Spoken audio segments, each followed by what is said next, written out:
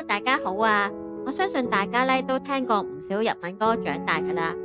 可惜嘅係咧，我哋睇唔明一啲日文嘅歌詞，只係識得聽同埋哼一啲旋律出嚟，有啲可惜啊！不過大家唔使驚，今日咧我就係想同大家分享咧點樣去利用 ChatGPT 嚟做一首你睇得明又學得快嘅日文歌嘅歌詞。好，我哋大家一齊嚟破解呢啲日文歌嘅歌詞嘅屏障啦 ！Let's go！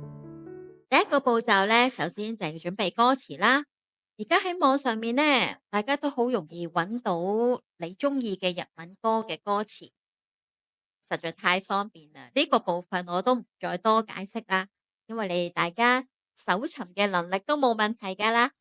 咁呢一次咧，我示範咧就係用灌籃高手主題曲嘅其中之一首，叫做《直到世界的盡頭》嚟解釋呢個流程嘅說明。好，第二個步驟咧就係整理一啲歌詞咯。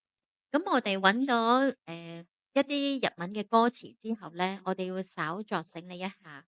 例如咧，將每一句嘅歌詞咧換成一行一行咁樣，方便咧每一句我哋對照日文嘅字。整理完成之後咧，我哋先保留佢，留翻日後我哋會再用嘅。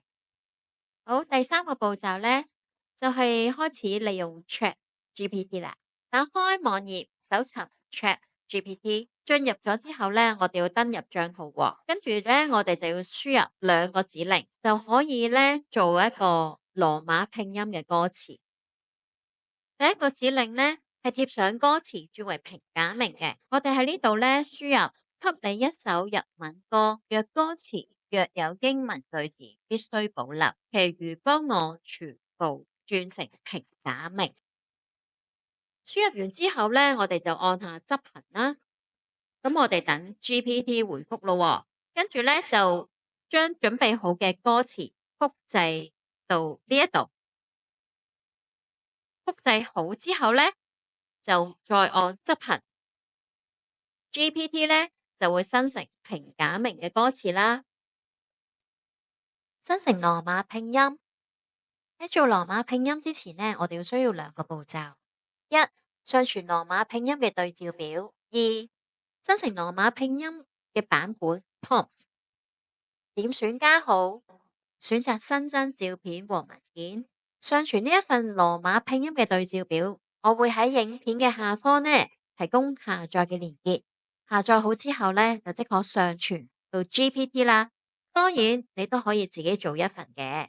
重點嘅係呢，要對應羅馬嘅拼音，一定要正確無誤。如果唔係呢，出嚟嘅結果呢係會有出入噶。上傳好之後呢，我哋就輸入 prompt。呢一段 prompt， 我亦都會提供下載嘅連結。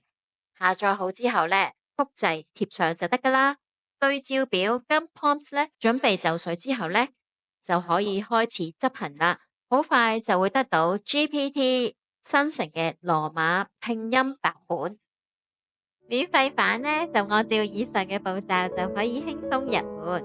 但如果你希望更穩定、更精準、更慳時間嘅話呢，付費版呢就會帶嚟更高學習嘅效率同埋價值噶啦。